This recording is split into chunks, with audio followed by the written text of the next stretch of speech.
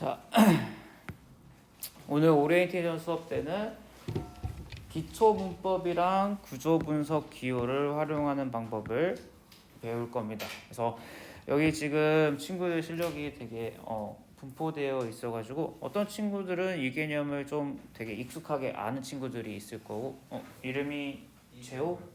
재호 편한 자리 앉고 편할 거고요. 어떤 친구들은 이게 지금 부족해가지고 많이 어려워하는 친구들이 있어. 그 친구한테는 오늘 수업이 되게 중요할 겁니다. 그리고 꼭 여러분들이 이제 다음 주부터 내신 대비나 정규반에 들어갈 건데, 여러분들이 우리 학원에서 하는 이 구조 분석 기호 활용법을 모르고 들어가면 수업 시간에 멍 때릴 수밖에 없거든. 그래서 요거를 정확하게 어떻게 활용하는지 위주의 수업이 될 거예요. 그래서 이 수업을 1시간 반 정도 진행을 할 거고, 선생님 소개를 하면 선생님은 이 학원에서 철산 캠퍼스, 일지 캠퍼스를 다 관리 담당하고 있는 박선우 실장쌤이야.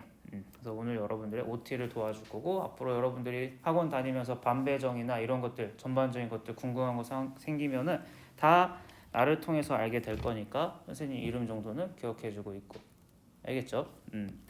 자, 그래서 첫 페이지 넘겨서 목차 한번 봅시다. 목차.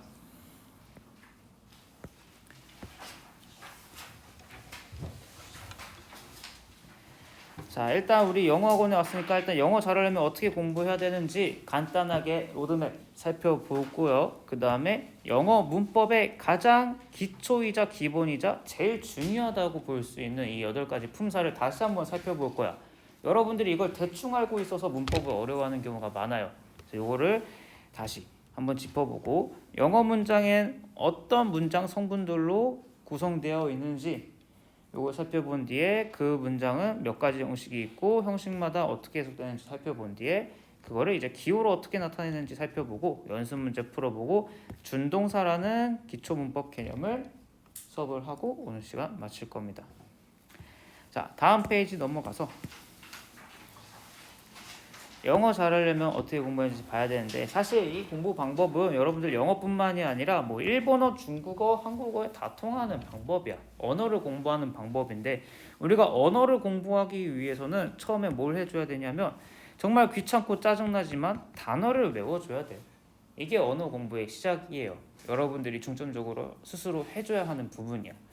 단어를 외워줘야 되는데, 자, 영어 단어와 한국어 단어가 차이가 극명히 나타나는 게 있어. 그래서 영어 단어를 외울 때 여러분들이 조심해야 될 게 있는데 그거를 지금 신경 쓰지 않는 친구들이 많아. 무슨 말이냐? 자, 우리는 영어 단어를 외울 때 이 3가지를 반드시 신경 쓰면서 외워야 돼.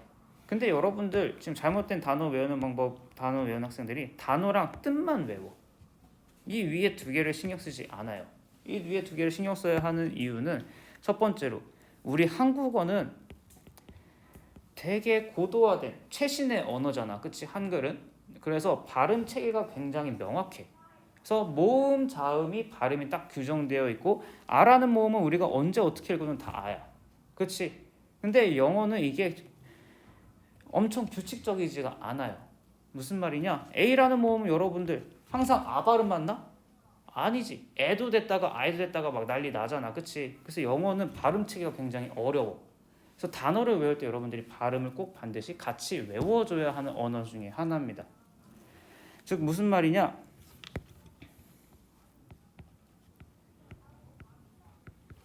자, 요런 단어를 여러분한테 발음해봐 라고 얘기하면 여러분들 뭐야? 이거 학원이란 뜻의 단어인데 100이면 100 여러분들이 아카데미라고 읽어요. 그쵸? 근데 여러분들 실제로 이거 원어민들은 어떻게 읽어? 어카데미 이렇게 읽어. 근데 여러분들이 이게 어카데미라는 발음이 모르고 단어를 외우잖아? 그럼 여러분들은 어디서 고생을 하게 되면 듣기 평가에서 고생을 하게 됩니다. 그래서 뭐 English Academy 하고 딱 지나갔는데 여러분들이 듣기 평가를 틀려. 그리고 나중에 딱 봤더니 이게 아카데미였어 막 이런단 말이야. 그런 현상이 벌어지면 안 돼. 알겠죠? 단어를 첫 번째부터 잘못 외우게 되는 겁니다. 그래서 그래서 첫 번째로 중요한 게 단어 외울 때 발음이요. 이걸 신경 써서 외워줘야 됩니다. 안 그러면 듣기가 다 나간다 라고 보면 되고요. 그 다음에 품사입니다. 두 번째 중요한 거. 오늘 품사를 되게 많이 강조할 건데 무슨 말이냐? 자, 우리 한국어는 품사를 외울 필요가 없어. 왜냐하면 품사에 따라서 단어의 형태가 극명하게 달라요. 사랑, 명사, 사랑하다, 동사. 그치? 품사를 구분할 필요가 없는데 영어는 어때? 이걸 둘 다 love라는 단어를 써. 무슨 말이냐? 여러분들이 이 love를 만약에 사랑하다라는 동사로만 알고 있다고 쳐? 그럼 얘가 명사로 쓰였을 때 여러분들 해석이 어렵다라는 얘기야. 그러니까 이런 단어 명사, 동사 다 쓰이는 거, 어떤 단어는 뭐 형용사, 부사로 쓰이는 거, 이런 것들을 여러분들이 알고 있어야 돼. 그래서 영어 단어를 볼 때는 품사가 굉장히 중요하다. 이게 이루어지지 않으면 이렇게 이루어지지 않으면 여러분들은 독해나 문장 구조가 안 되는 거야. 알겠죠? 그래서 단어를 외울 때 반드시 품사 확실하게 알아야 되고요. 그 다음에 품사별로 뜻을 외워주면 됩니다. 이게 가장 마지막 단계야. 뜻이 외우는 게. 그래서 이게 여러분들 영어 공부하는데 시작이 될 거예요. 여기서부터 꼬이면 안 됩니다. 그 다음에 학원에서 알려주는 건 여러분들 열심히 단어 외워서 이제 문장 보는 방법을 학원에서 알려줄 거야. 문장 간단하게 뭐야? 이 문장이 어떤 성분들로 이루어져 있고 몇 형식을 만드는가, 이 두 가지에 초점을 맞춰줘서 이걸 뭐라 그러냐면 구조 분석이라고 얘기할 거야. 그러니까 구조 분석을 통해서 정확한 해석을 하는 걸 여러분한테 알려줄 거고요. 그 다음에 마지막으로는 여러분들이 외우지 않으면 알 수 없는 표현들이 있어. 영어 문장에는. 왜? 문화가 달라서 우리가 그 문화를 모르면 알 수 없는 표현들이 있고 특수 구문들이 있단 말이야. 그래서 이런 것까지 싹 다 외워주면 여러분들은 한 문장 한 문장을 정확하게 해석할 수 있는 능력이 생기는 거고, 그 다음에 뭐야? 지문을 읽고 문제를 푸는 거든. 아시겠죠? 그래서 이렇게 맞춰서 공부한다 라고 보면 되고요. 그래서 첫 번째 단계 품사를 살펴볼게요. 품사.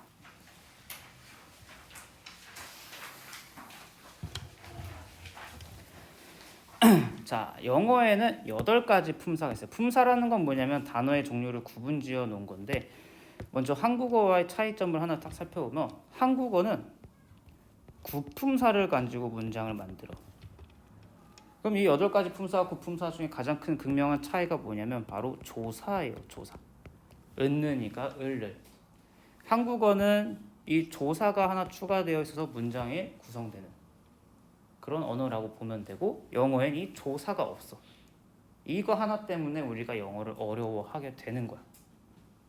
그러니까 조사가 없이 우리도 문장을 뭐 형식대로 만들면 우리도 영어가 그렇게 어렵지 않았을 거야.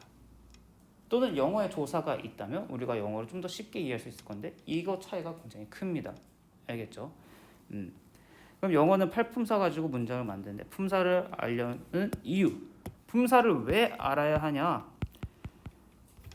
여기 써져 있습니다. 품사가 단어, 구와 절이 문장에서 하는 역할을 정해주기 때문에 우리가 품사를 알아야 하는 거야. 그럼 이제 여기서 나오는 용어를 여러분들이 하나도 빠짐없이 잘 알고 있어야 돼. 문법은 대부분 한자어로 이루어져 있기 때문에 여러분들이 뜻을 대충 알고 넘어가면 안 돼요. 구와 절 이거를 알아야 됩니다.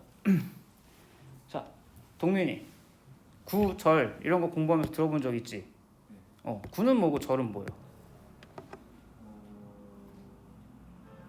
절은 문장.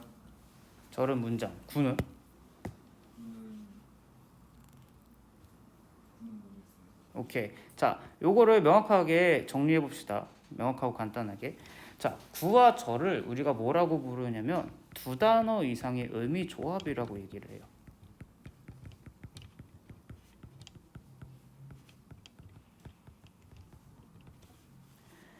두 단어 이상이 모여서 어떤 의미를 만들어내요? 우리가 구 또는 절이라고 부르는데, 이 구와 절의 차이점이 뭐냐? 이 절 안에는 반드시 두 단어 이상 중에 주어와 동사의 관계를 성립하는 단어가 들어가 있어요. 주어 동사가 들어가 있으면 절이라고 얘기를 하는 거야. 그래서 우리가 절을 문장이라고도 얘기를 하는 경우가 있는데 문장이랑은 조금 다릅니다. 자, 그럼 문장에서 이 구와 절을 파악하는 게 중요한데, 구와 절에 뭘 파악해야 되냐? 얘네들의 품사 기질을 파악해야 돼요.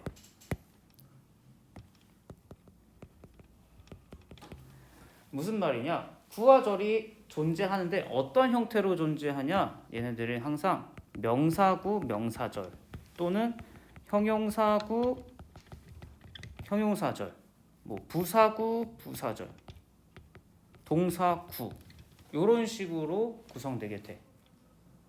그래서 구와절을 문장에서 만났을 때 얘네의 품사가 품사 기질이 어떤 건지를 파악하는 거. 이게 또 여러분한테 굉장히 중요하고요. 근데 이게 어렵지가 않아. 왜? 명사, 형용사, 부사, 동사가 우리 국어의 개념과 일치하거든. 따로 노는 게 아니야. 어쨌든 같은 언어라서 공통점이 있어. 그렇기 때문에 여러분들이 이걸 어려워하면 안 되는 거야. 여러분들이 막 7살, 8살이면 이게 어려울 수 있거든. 근데 지금 여러분한테 이게 어려우면 안 돼. 알겠지? 근데 내가 명사, 형용사, 부사, 동사를 잘 모른다? 여러분들 좋아하는 유튜브에 한 번만 쳐봐. 그럼 정말 쉽게 잘생긴 남자, 여자 선생님들이 올려준 강의들이 많아. 쉽게. 그거 한 번만 보면 다 이해할 수 있어. 알겠죠? 자, 그래서 구와 절을 파악할 때 얘네의 성질을 파악하는 게 굉장히 중요하다. 그러면 결국 문장은 뭘로 이루어지냐? 명사구절, 동사구, 형용사구절, 부사구절. 요 네 가지 품사 단위로 문장을 만드는 거야. 알겠죠? 그래서 단어에는 8가지 품사가 있고 문장에서 4가지 품사 단위가 존재해. 왜 그러냐면 이 단어들 살펴보면서 볼게요. 이 전치사와 접속사 같은 것들이 결국 나중에 부사나 명사절로 형태 변화를 하기 때문에 이렇게 되는 거야. 자, 그래서 이 품사와 문장에서 역할을 살펴볼게요. 우리 어떤 명사와 대명사의 성질을 띠고 있는 구나 절 단어는요. 문장에서 무슨 역할을 하냐? 주어나 목적어나 보어 역할을 합니다. 그래서 여러분들이 품사를 배우는 이유는 이걸 외우기 위해서요, 그냥. 그래서 이걸 반드시 이해를 해줘야 돼요. 외우고 있어야 돼, 머리에 그냥. 자, 그러면 또 여기서 나오는 거 뭐야? 이 어자가 들어가는 얘네는 대체 뭐냐? 다음 페이지를 먼저 볼게요. 얘네를 우리가 문장 성분이라고 불러.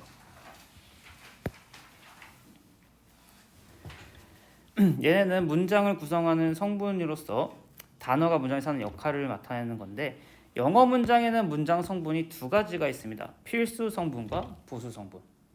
필수 성분은 문장 형식에 영향을 주는 성분을 필수 성분이라고 불러. 그러니까 얘네가 있고 없고에 따라서 해석이 많이 달라지게 돼요. 영어 문장은.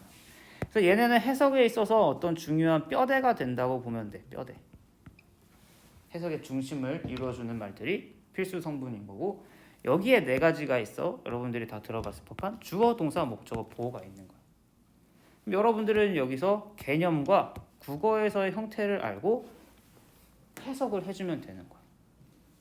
주어라는 건 뭐냐? 문장에서의 주인공 역할을 한다고 보면 돼요. 문장의 주체입니다. 우리 국어에서는 있는 이거라는 조사를 붙여서 표현을 해주죠. 그러니까 여러분들이 영어 문장에서 주어를 보면 주어 해석하고 있는 이가 붙이면 되는 거야. 자, 동사는 뭐냐? 주어가 행하는 동작을 얘기합니다. 다른 애들의 동작이 아니라 반드시 주어의 동작을 문장 성분 동사라고 얘기를 하고 우리나라 말에서는 얘를 사실 서술어라고 불러. 뭐 이런 형태로 해석이 끝나면 되는 것들이에요. 그다음에 목적어가 뭐냐? 동사의 대상, 동사의 영향을 받는 대상을 우리가 목적어라고 부릅니다. 목적어는 을을에게 이런 조사를 붙이면 되고요. 그럼 여기까지 우리가 직관적으로 이해하기가 굉장히 쉬워, 그치? 국어에서 명확하게 알 수 있는 형태니까. 그럼 여러분들이 어려워하는 건 뭐야? 보어입니다. 보어. 보어라는 거는 주어나 목적어를 보충 설명해 주는 걸 보어라고 얘기하는데 얘가 해석의 형태가 굉장히 다양해. 그래서 여러분들은 보어를 해석하는 방법을 앞으로 계속 트레이닝하게 될 겁니다. 알겠죠? 그래서 이 4가지 문장 성분이 문장의 뼈대를 구축해서 문장을 만든다 라고 보면 되고 근데 얘네만 가지고 문장을 만들면 문장이 너무 짧고 단순해서 여러분들이 뭔가 중요한 정보를 전할 때 여러 문장을 엄청 많이 써야 돼. 그럼 굉장히 귀찮지. 그래서 이 뼈대에 살을 추가해 주는데 그게 바로 부수 성분이에요. 뼈대를 꾸며주는 애들이라고 보면 돼. 그래서 얘네는 문장 형식에는 영향을 주지 않아. 있고 없고 중요하지 않다라는 얘기야. 큰 뜻을 전달할 때는. 그리고 얘네를 통칭 우리가 수식어라고 부르고요. 두 가지 종류로 존재합니다. 수식어는 명사를 꾸며주는 애들과 단순히 의미를 추가해주는 애들. 명사 꾸며주는 애들을 우리가 수식구문이라고 부르고 형용사구나 형용사절 이렇게 부릅니다. 그다음에 단순히 문장에 세부적인 의미를 더해주는 애들을 부사구나 부사절이라고 부르고 부연설명 구문이라고 얘기해요. 자, 그럼 요 두 가지 수식어와 네 가지 문장 필수 성분이 문장을 구성하는 성분이 되는 거예요. 그래서 얘네를 결정하는 게 바로 품사가 되는 겁니다. 아, 그러면 명사 대명사는 주어 목적어 보어로 쓰이고 주어를 쓰려면 반드시 명사 형태로 만들어줘야 된다는 얘기야. 목적어를 쓰려면 반드시 명사 형태로 만들어줘야 된다는 얘기입니다. 알겠죠? 자, 그 다음에 동사의 뜻을 갖는 단어들은 무슨 문장에서 무슨 역할을 하냐? 당연히 주어 행동을 알려주는 동사로 쓸 수 있고 또 동사들이 원형의 형태로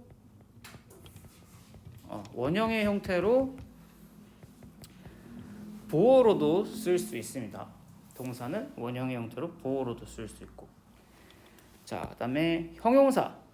형용사는 명사의 상태를 설명해 주는 것들을 얘기해요. 명사와 관련된 애들이야. 이 형용사는 문장에서 두 가지 역할을 하는데 먼저 단순히 꾸며주는 수식어 역할을 할 수가 있고요.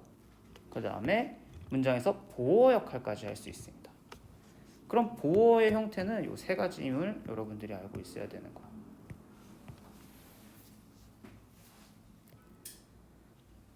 자, 그 다음에 부사.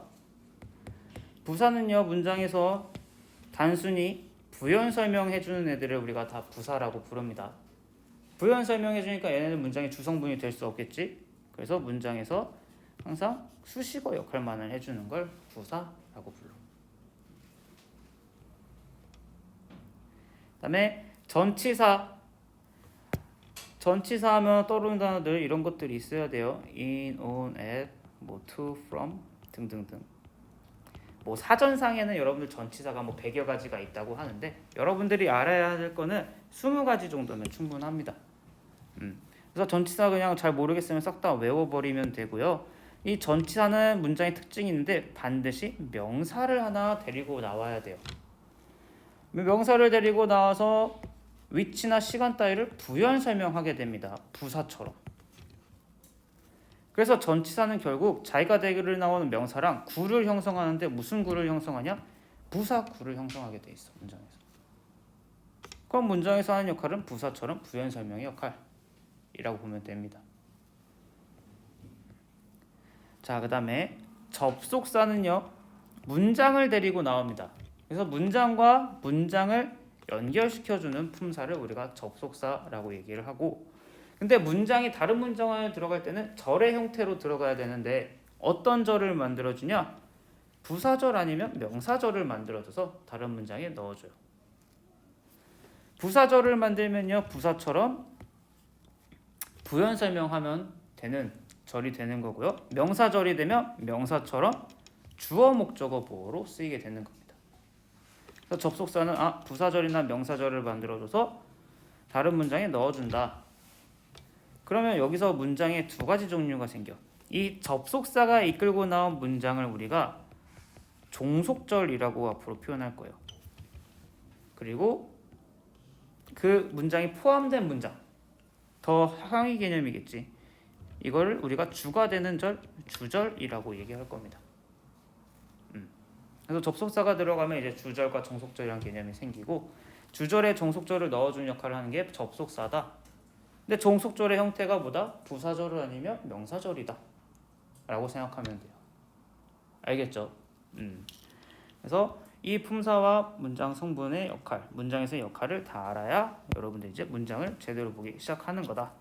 다행히도 여러분들이 이 감탄사 정도는 몰라도 영어 하는데 크게 문제가 없다 라고 보면 됩니다. 자, 그래서 이제 다음에 문장 형식을 볼게요.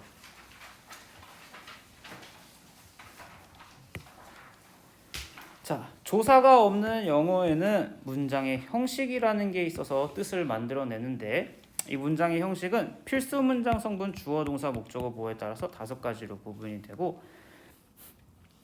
요 구분되는 상황에서도 여러분들이 1, 2 형식과 3, 4, 5 형식 이렇게 일단 두 가지로 형식들을 나눠서 생각해 보면 돼요.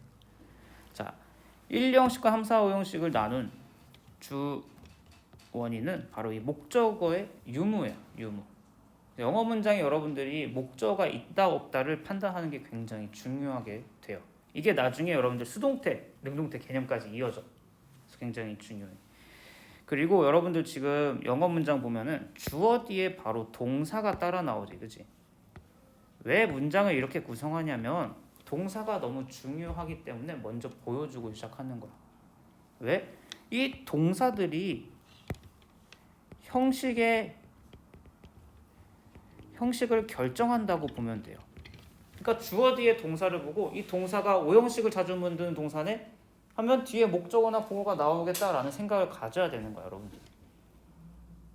그래서 영어 문장을 빨리 해석하고 싶고 독해하고 싶으면 동사 파악을 잘해야 돼. 그래서 우리가 1, 2형식을 만드는 동사와 3, 4, 5형식을 만드는 동사를 구분지어. 영어에서는 1, 2형식을 만드는 동사, 목적어가 필요 없는 동사를 자동사라고 부르고요. 3, 4, 5형식을 만드는 뒤에 목적어가 반드시 필요한 동사는 타동사입니다. 그래서 여러분들 일단 동사를 봤을 때 이게 자동사인지 타동사인지를 명확하게 알아야 영어 문장 보는 게 더 쉬워지는 거야. 근데 이 자토동사의 개념이 영어 문장과 한국어 문장에 매우 흡사한 모습을 보여줘요. 완전히 똑같지는 않지만, 즉 무슨 말이냐? 우리 한국어로 좋아하다라는 동사를 가지고 문장을 만들 때 여러분들은 을, 을이 붙는 목적어를 반드시 써야지 문장을 만들 수가 있어. 그죠? 그러면 뭐야? 영어 문장에서 like라는 동사는 반드시 목적어를 데리고 나오는 타동사다라고 생각하면 되는 거야. 알겠죠? 근데 이렇게 일치하는 확률이 한 90% 정도 돼요. 그러니까 나머지 10% 정도. 우리 한국어 문장에서는 자동사 같은데 영어에서 타동사로 쓰이는 거 이런 것들을 따로 몇 개만 외워주면 되는 거야. 알겠지? 그러니까 자터동사 구분은 그냥 동사를 해석해보면 알 수 있는 겁니다. 자, 그럼 자동사로 만드는 1, 2형식 문장을 보면 1형식은 동사 혼자서 주어를 충분히 설명해주는 문장. 그냥 주어가 동사하다 이렇게 해석하면 되고 마찬가지로 여기 사이사이에 수식어들 들어갈 수 있는 거고요. 이 형식은 동사 혼자서 주어를 다 설명 못해. 그래서 누구의 도움이 필요하냐? 보어의 도움이 필요한 형태예요. 그래서 동사와 보어를 합쳐서 주어를 설명해 주도록 만들어주는 문장이 이 형식 문장. 근데 여기 동사와 보어를 합쳐야 된다 그랬지. 여기서 이제 보어에 대한 다양한 해석이 나와요. 이런 것들을 이제 알아가야 되는 거고. 3형식은 여러분들이 해석 제일 잘하는 문장 중에 하나야. 그냥 주어가 동사다 목적어를 이렇게 해석해주면 되는 문장. 4형식엔 목적어가 2개 나옵니다. 간접 목적어와 직접 목적어. 자, 근데 간접 목적어, 직접 목적어 뭐냐? 지금 보면은 간접 목적어에는 우리가 뭐뭐에게 이런 조사를 붙이죠. 그럼 간접 목적어라는 건 뭐냐는지 알 수 있냐면 얘네들은 문장에서 무언가를 받는 애들이다라는 걸 알아야 돼. 직접 목적어는 전달 대상이 되는 거야. 그러면 4형식 문장은 어떤 현상이 일어나냐? 전달이 일어나는 문장이야. 주어는 주는 애예요. 주는 애. 그러니까 주어가 간접 목적어한테 직접 목적어를 전달하는 문장을 4형식 문장이라고 보면 되고, 그래서 해석은 간접 목적어 파악하면 요런 조사 붙이고 직접 목적어 파악하면 요런 조사 붙이면 돼. 이게 4형식 문장이 되는 겁니다. 그다음에 5형식 별표 치세요. 5형식. 여러분들이 제일 어려워하는 문장 형식이고요. 요거 해석 못해서 결국 영어를 어려워하게 됩니다. 자, 5형식은 주어, 동사, 목적어, 보어가 다 나오는 문장이고 아까 이 형식 문장의 보어는 주어를 동사랑 같이 설명해 준다 그랬죠. 5형식 문장의 보어는 목적어를 설명해 주는 거예요. 그래서 5형식은 이 목적어와 보어를 잘 해석해 줘야 되는데 세 가지 형태로 해석하면 됩니다. 이렇게. 자, 주어가 동사하다는 해석의 공통점이고요. 어떤 문장은 주어가 보호하도록 이렇게 해석을 해줘야 돼. 무슨 말이냐? 나는 시켰다. 민석이가 공부하도록. 이런 문장이 하나의 5형식 문장이라는 얘기고요. 그다음에 나는 시켰다. 나는 봤다. 재은이가 집에 가는 걸. 이런 게 또 5형식 문장. 그다음에 여러분들 레벨 테스트 때 다 했던 거. 나는 불렀다. 선우를 진우라고. 이런 형태로 나오면 또 5형식 문장인 거야. 알겠죠? 그래서 해석하는 방법 이렇게 딱 정해져 있고 이대로 해석만 하면 되는 게 바로 영어라는 언어예요. 그래서 이 형식을 보는 걸 구조 분석이라고 하는 거고 이거를 여러분들이 간단하게 문장에서 표현하기 위해서 우리 학원에서는 기호들을 씁니다. 그래서 앞에까지 개념은 뭐 영어로 공부하는 사람은 무조건 다 알아야 되는 건데 이제 이거는 우리 학원만의 시그너처야. 우리 학원에서만 쓰는 시스템이고 이걸 여러분들이 당연히 싹 다 암기해줘야 됩니다. 이거는 자, 그럼 우리가 문장을 볼 때는 문장의 품사 단위와 성분을 파악하는 게 중요한데 자, 명사구절, 동사구, 형용사구, 부사 얘네는 어떻게 기호로 표시하냐? 꺽쇠는 이제부터 우리 학원에서 명사 표시야. 명사. 밑줄 그으면 동사고요. 괄호 치면 형용사고요. 대괄호 치면 부사를 뜻합니다. 그 다음에 얘네가 문장에서 이제 어떻게 쓰이는지를 요렇게 숫자를 가지고 표현을 할 건데 자 그러면 문장에서 여기서부터 여기까지 하나의 명사구나 명사절이 문장에서 주어로 쓰이고 싶어? 그러면 주어의 숫자 1을 여기다가 표시해 주는 거예요. 그러면 이 표시는 이제 이 내용이 주어가 됐다라는 표시입니다. 그러면 이거는 뭐 간단하게 말해서 그냥 요 내용에다가 은는이가 붙이는 거랑 같다고 보면 돼요. 자, 그럼 주어는 이렇게 표시하고 목적어는 여러분들 3이랑 4를 쓰게 되는데 자, 숫자 3을 쓰게 되면요. 우리가 4형식 문장에서만 볼 수 있는 받는의 간접 목적어를 표현하는 겁니다. 그럼 이거는 뭐뭐에게라는 조사를 붙이는 행위랑 똑같다고 보면 돼요. 숫자 3은 간접 목적어 표시. 그다음에 숫자 4는 직접 목적어인데 뭐 3형식의 목적어, 4형식의 직접 목적어, 5형식의 목적어를 뜻합니다. 그럼 이 직접 목적어는 뭐 을을도 될 수 있지만 목적어에서는 은는이가 더 붙일 수 있는 거라고 생각하면 돼요. 그래서 목적어에 대한 표시라고 보면 돼. 3, 4, 5형식에서 다 나타나는 목적어. 그 다음에 명사를 가지고 보어도 만들 수 있죠. 그럼 명사의 보어 표시 이렇게 해주면 돼요.